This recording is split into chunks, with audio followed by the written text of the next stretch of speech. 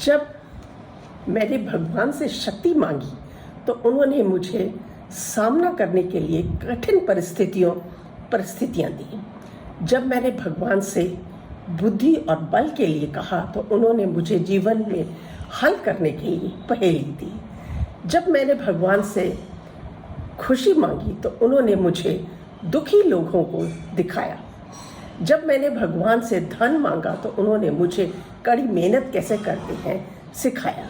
जब मैंने भगवान से कृपा मांगी तो उन्होंने मुझे कड़ी मेहनत करने के अवसर दिखाए।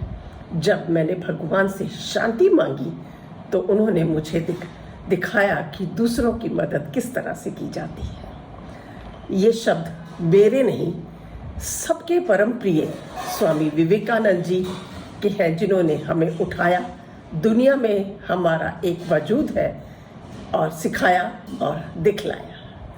नमस्कार, मैं रानी शर्मा आप सभी के समक्ष प्रस्तुत हुई हूँ एक नए प्रोग्राम स्वामी विवेकानंद की कहानी रानी की जुबानी को लेकर आई हूँ आप लोगों के समक्ष। और मैं चाहती भी हूँ और मानती हूँ कि आप मुझे इस प्रोग्राम के लिए प्रोत्साहित भी करेंगे और मेरा साथ भी देंगे,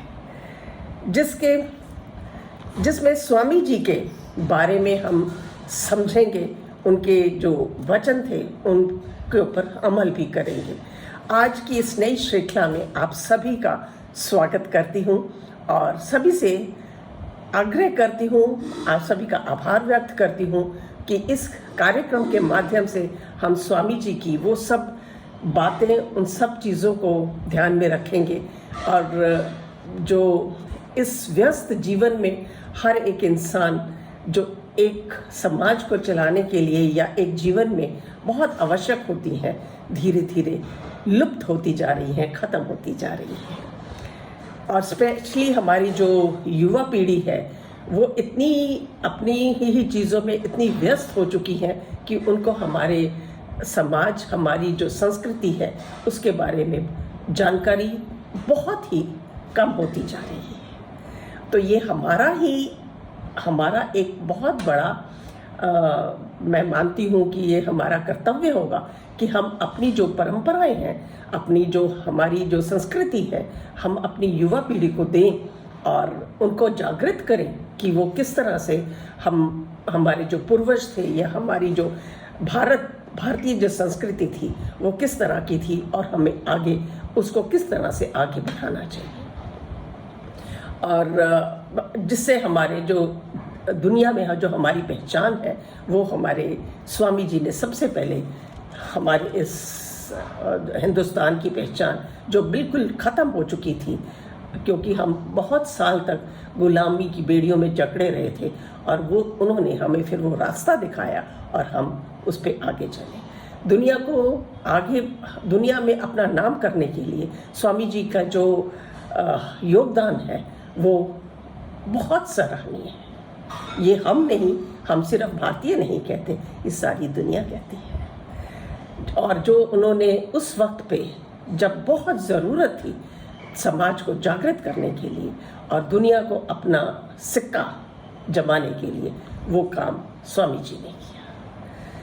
इनके बारे में जितना कहा जाए उतना कम है, क्योंकि ये एक ऐसी हस्ती है जिन्हें हम ही नहीं सारा संसार मानता है और उनके दिखाए हुए कदमों पर चलता है। जितने भी महान पुरुष हुए हैं, सभी ने स्वामी विवेकानंद को अपने जीवन में किसी न किसी भाव में उतारा है, क्योंकि उनके जो सोच थी, उनके जो भाव थे वो इतने अलग थे कि सभी उससे इतने प्रभावित हो जाते थे।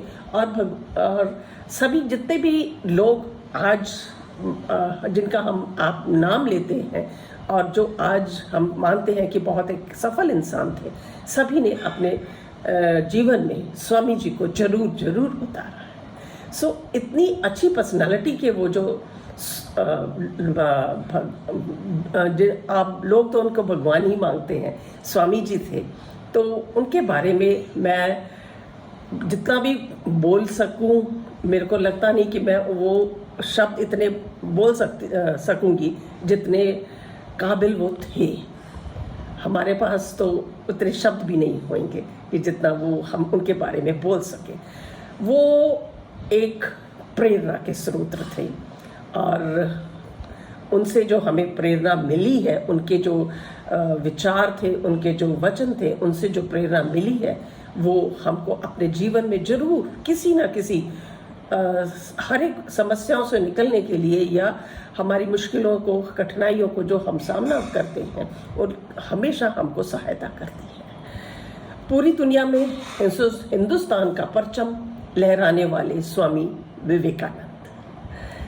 हम आपसे आने वाली सभी श्रृंखलाओं में स्वामी जी की नरेंद्र, उनका असली नाम नरेंद्र था, नरेंद्र से विवेकानंद का सफर जो उन्होंने तय किया, उसके बारे में हम बात करेंगे और विस्तार से बात करेंगे। और मैं चाहती हूँ कि मैं थोड़ी ये विचार आप स्वामी जी के आप सभी के समक्ष रखूं और आपको समय दूं कि आप उनके ऊपर विचार करें और हमारी जो भावी पीढ़ी है वो इनके ऊपर सोचे और देखे कि हमारे को किस किस चीज़ की ज़रूरत है और हमको अपने जीवन में क्या क्या चीज़ें उतारनी है।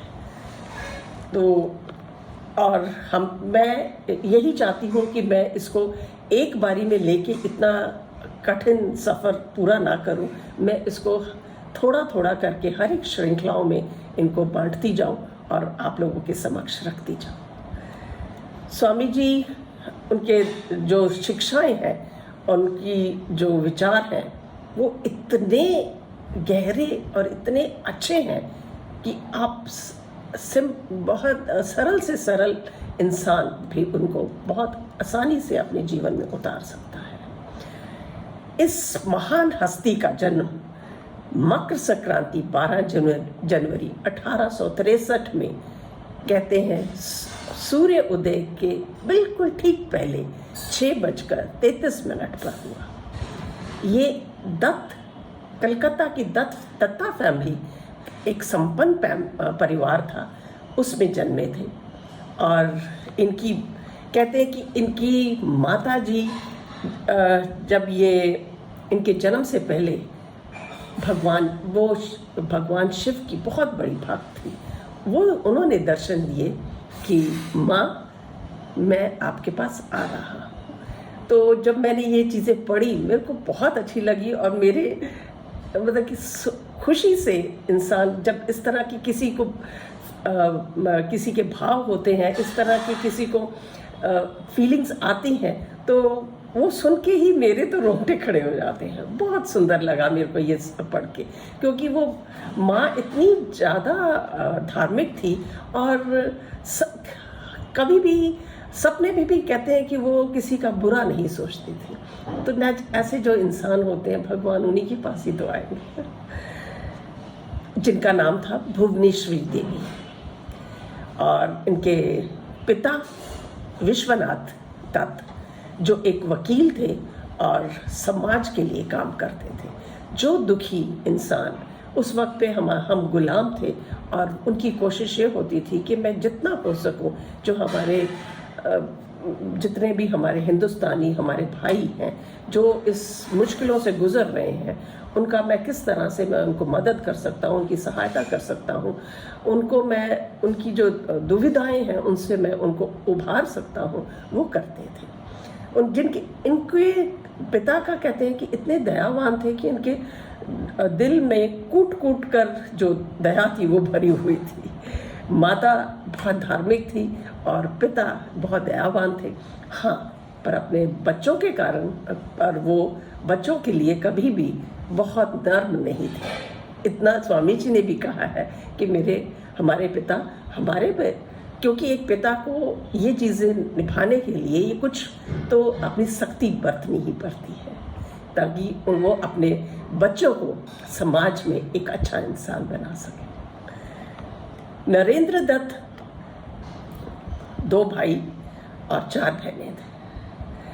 ये बचपन से ही बड़े नर्म स्वभाव के थे, तेजस्वी, मधुर भाषी, बहुत सॉफ्ट और मीठा बोलते थे और धैर्यवान कुछ कम थे, क्योंकि रेस्टलेस थे और बोलते एक जगह कभी टिक कि वो कुछ कर नहीं सकते थे, उनको हर वक्त कुछ नई, क्योंकि स्वभाव से वो बहुत चंचल भी थे, तो उनको हमेशा लगता था कि मैं कुछ नया, कुछ नई, हर एक चीज़ उनको अट्रैक्ट करती रहती थी। और इतने प्रश्न थे उनके पास, इतने प्रश्न थे कि सब थक जाते थे उनके उत्तर देते देते, लेकिन उनके प्रश्न कभी ख़त्म नहीं होते थे, क्योंकि उनको हर एक चीज़ जानने की इतनी जागरूकता रहती थी और जिज्ञासा होती थी कि मैं किसी तरह से ये भी देख लूँ, ये भी देख लूँ। और धर्म के बारे में उनको ज्ञान बचपन से ही घर में अपना मिलता रहा था, क्योंकि उनकी माता बहुत धार्मिक थी। और तभी तो कहते हैं कि क्योंकि ये बहुत जिज्ञासु थे, तो 8 वर्ष की ही उम्र में उन्होंने हाई स्कूल में पहुंच गए थे, क्योंकि एक एक क्लास उनको ये लगता था कि नहीं, ये तो मेरे को भी आता है, ये मेरे को आता है, वो आगे से आगे, आगे से आगे। तो सिर्फ 8 वर्ष की उम्र में ये हाई स्कूल पहुंच गए थे।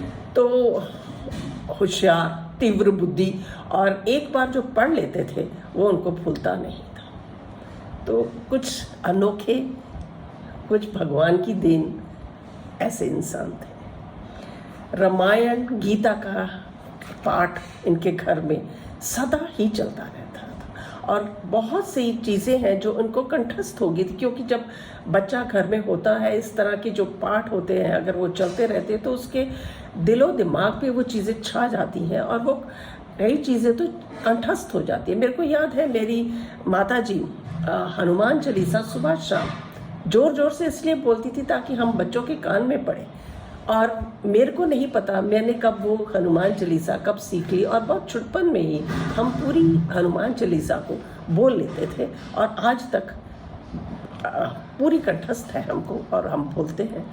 कोई बोल ले, हमको ये होता है। और कई श्लोक ऐसे थे जो हम, क्योंकि हमारी माता जी बोलती थी, आगे ससुराल में आए तो हमारी तब माता जी बोलती थी, और हवन होता था तो हमको सारे कंठस्थ थे। उसी तरह से यही था कि जो रामायण का पाठ और गीता का पाठ उनके घरों में जो होता रहता था, उस वजह से उन बच्चों को उनका असर तो बच्चों के ऊपर बहुत पड़ता है। इसीलिए कहते थे कि जब भी आप पाठ करो तो जोर से करो, जो स्पेशली जब बच्चे घर पे होते हैं, ताकि उन बच्चों को भी उसका पता चले कि क्या हमारे माता पिता और हमारे संस्कार क्या है। स्वभाव से चंचल पर नरम दिल थे। जो कोई आ गया उसको, जिसने जो मांगा उसको दे दिया। और इनका सन्यासों से कुछ खासा लगाव था। कहते हैं कि ये बचपन से ही, जब वो बहुत छोटी उम्र में थे तो उनको इस तरह के सपने आते थे जिसमें ये इनको लगता था, जो क्योंकि जिज्ञासु बहुत थे, तो ये प्रश्न जो किसी ने उत्तर ना दिया तो ये कहते कि हम, वो बात करते थे भगवान से और कहते थे कि इसका उत्तर आप दो। तो कई उत्तर कहते हैं कि भगवान मेरे से बात करते हैं और भगवान मेरे को इसका उत्तर भी देते हैं। और ये बोलता मेरे को बहुत ज़्यादा रहता था कि जैसे ही मैं सोता था और सोने से पहले मेरे दिमाग में कोई प्रश्न है जिसका मेरे को उत्तर नहीं मिला, ये भगवान से उसका उत्तर मांगते थे। तो ये बहुत छोटी छोटी सी बातें हैं, लेकिन बहुत गहरी बातें हैं कि जिनका लगाव बचपन से ही भगवान की तरफ इतना था कि वो भगवान से बात करते थे और भगवान से ही उत्तर मांगते थे, और बोलते कि उनको वो उत्तर मिलते भी थे और उत्तर मिलते थे। और बोलते कि ज़्यादातर उनको ये सपने में दो चीज़ें दिखती थी। एक दिखता था कि एक बहुत आरामदायक जीवन, और दूसरी तरफ दिखता था एक सन्यासी का जीवन। तो बहुत कई बारी कहते हैं कि मैं बहुत कंफ्यूज हो जाता था कि ये दो चीज़ें हैं और बिल्कुल एक दूसरे के विपरीत हैं, तो इसको किस तरह से हम देखें। लेकिन वो तो धीरे धीरे उनका झुकाव किस तरह उस तरफ बढ़ा, हम वो बाद में बात करेंगे। और जैसे कि मैंने बताया कि वो स्वामी या सन्यासियों के प्रति उनका बहुत लगाव था। तो कई बारी होता था कि अगर कोई सन्यासी उनको दिख गया और वो कुछ खा रहे हैं या वो अपने घर से उनको जाके सबसे पहले फटा जाते थे घर, या अगर उनके पास खाना है तो अपना खाना उठा के भी उन सन्यासियों को दे देते। माता पिता कई बार दुखी भी होते थे, क्योंकि उनको लगता था कि अगर कोई सन्यासी जा रहा है और उन्होंने देख लिया कि उसके पैरों में चप्पल नहीं है या उनके कपड़े थोड़े से खराब हैं, तो वो अपने घर से जो मिलता था उनको उठा के दे के आते थे। तो ये तो स्वाभाविक ही है कि माता पिता तो कुछ थोड़ा सा नाराज़ होंगे कि आप बिना पूछे अपने माता पिता से वो करते थे, और कई बारी तो उनको बहुत इसके लिए डांट फटकार भी मिली, लेकिन उनका स्वभाव नहीं बदला।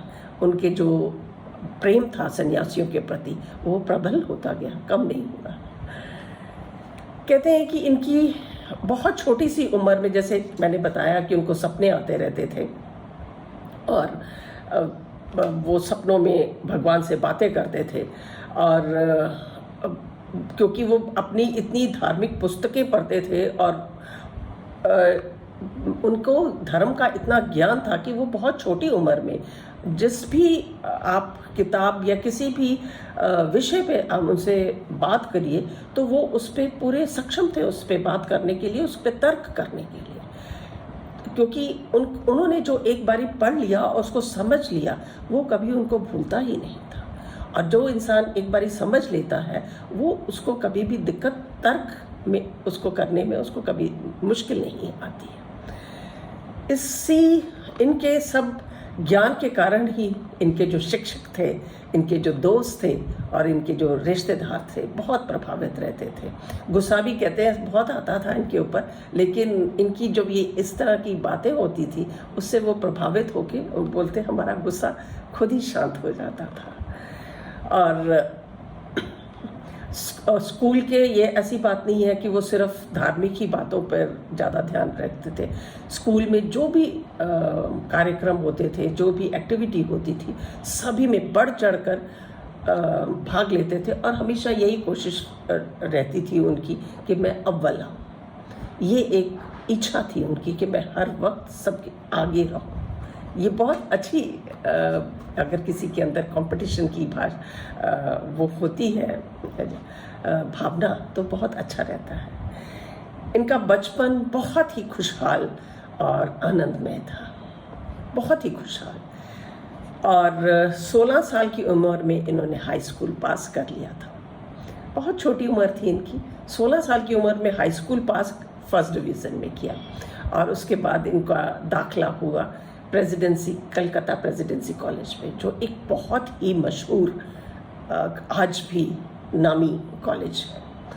और वहाँ पर इन्होंने अपनी उच्च शिक्षा ली और एज अ प्रोफेसर भी इन्होंने वहाँ पर काम किया।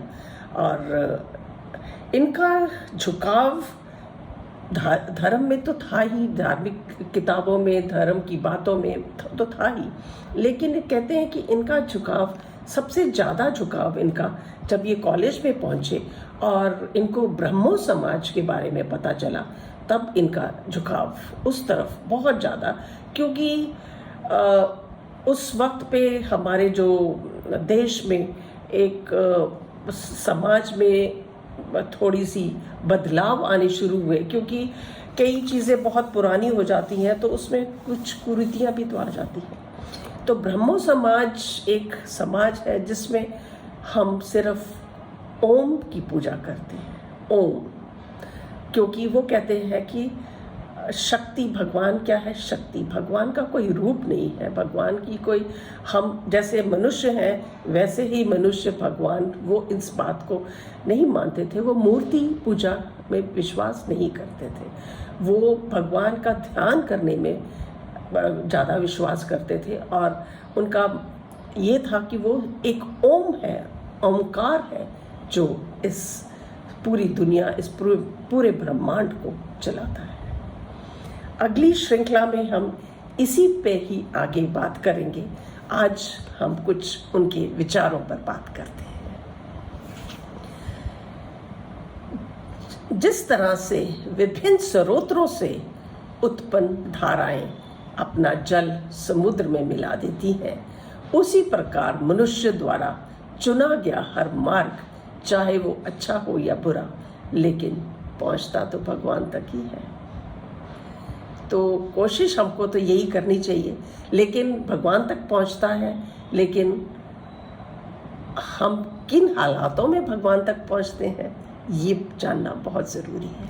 तो कोशिश तो हमारी यही होनी चाहिए कि हम सच्चा मार्ग, सही मार्ग दुनिया में चुने। जिस तरह से विभिन्न स्रोतों से उत्पन्न धाराएं अपना जल समुद्र में मिला देती हैं, उसी प्रकार मनुष्यों द्वारा चुना गया हर मार्ग, चाहे अच्छा हो या बुरा, भगवान तक ही जाता है। ये विचारणीय है। एक समय में एक काम करो। स्वामी जी कहते थे एक समय में एक काम करो, और जब वो काम करो तो उसमें अपना तन मन सब लगा दो, क्योंकि आपका जो फोकस है वो उसके ऊपर होना चाहिए, और आप कभी भी असफल नहीं हो सकते। एक समय में एक काम करो, और ऐसा करते समय अपनी पूरी आत्मा उसमें डाल दो, बाकी सब काम भूल जाओ। आप सफलता कभी भी आप असफल नहीं होंगे इस बात पे। इसीलिए स्वामी जी कहते थे कि एक ही समय में एक ही काम करो। जब किसी दिन आपके सामने कोई समस्या ना आए, किसी दिन आपके सामने कोई समस्या ना आए, आप सुनिश्चित हो सकते हो कि आप गलत रास्ते पर चल रहे हैं, क्योंकि सही मार्ग, सत्य मार्ग हमेशा आपको समस्याओं, आपको हर एक कठिनाइयों से गुजरना पड़ता है। वो इतना आसान नहीं है। इसी वजह से स्वामी जी कहते हैं जब किसी दिन आपके सामने कोई समस्या ना आए, आप सुनिश्चित हो सकते हैं कि आप गलत रास्ते पर चल रहे हैं। शक्ति जीवन है, निर्बलता मौत है। विस्तार जीवन है, संकोच मौत है। प्रेम जीवन है, द्वेष मौत है। बिल्कुल सही, बिल्कुल सही। जीवन क्या है? जीवन एक शक्ति है, जीने की शक्ति है। और अगर हम उस जीने की शक्ति को भूल जाएंगे और निर्बल होकर बैठ जाएंगे, तो हमारे में और एक मृत इंसान में कोई फर्क तो नहीं है। जीवन को जितना विस्तृत कर सको उतना बेहतर। अगर हम अपने ही उसके अंदर दायरे में घुटे रहेंगे, वो जीवन नहीं है। कोई भी इंसान आपको घुटने को, कोई भी दुनिया आपको घुटने को, कोई भी भगवान आपको घुटने को नहीं कहता। वो कहते हैं आपको जीवन मिला है, खुलकर जिए। प्रेम सबसे अहम चीज़ इस जीवन में है, प्रेम। जितना प्रेम आप फैलाओगे उतना ही प्रेम आप पाओगे। और आखिर में अपना जीवन एक लक्ष्य पर निर्धारित करिए। लक्ष्य जीवन में बहुत ज़रूरी है। अपना जीवन एक लक्ष्य पर निर्धारित करें, अपने पूरे शरीर को उस लक्ष्य से भर दें। बहुत बड़ी बात है। अपना जीवन एक लक्ष्य पर निर्धारित करें, अपने पूरे शरीर को एक लक्ष्य से भर दो, और हर दूसरे विचार को अपनी जिंदगी से निकाल दो। क्योंकि जब आप एक अपने लक्ष्य के ऊपर बढ़ रहे हो, तो सिर्फ अपने लक्ष्य के ऊपर ध्यान करके इधर उधर की बातों पर ध्यान ना दें, क्योंकि वो आपको भ्रमित करेंगी। आपको भ्रमित करेंगी तो आप भटकोगे। तो हम कोई नहीं चाहता कि आप अपने लक्ष्य से भटको। यही सफलता की कुंजी है, यही सफलता की कुंजी है। धन्यवाद। आशा करती हूँ आपको स्वामी जी के विचार पसंद विचार पसंद आएंगे, और आप अपने जीवन में इन्हें अमल करने की, इन्हें उतारने की कोशिश करेंगे। और मैं आप सभी के समक्ष अब अपनी एक दूसरी श्रृंखला में आप लोगों के समक्ष आऊँगी। तब तक के लिए नमस्कार।